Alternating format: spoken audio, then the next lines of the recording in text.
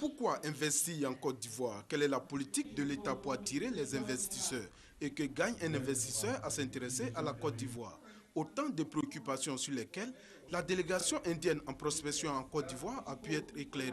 Selon le président de la Chambre de commerce et d'industrie et le directeur général du CPC, le Centre de promotion des investissements en Côte d'Ivoire, cette mission indienne arrive à point nommé. L'Inde a une grande expérience au niveau des médicaments génériques. Et je pense que la Côte d'Ivoire peut tirer un profit de cette expertise. Aujourd'hui, nous voulons bâtir notre économie sur l'industrialisation de nos matières premières. Et donc, ça permettra de pouvoir développer ce que nous appelons aujourd'hui les PME. Parce que des petites unités industrielles installées, c'est des PME qui s'engrangent, qui se créent.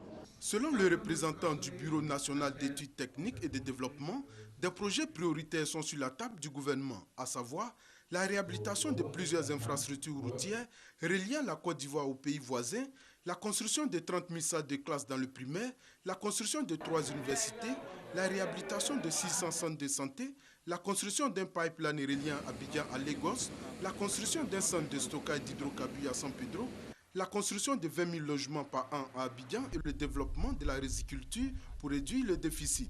Autant de projets qui devraient susciter un intérêt particulier chez les investisseurs indiens.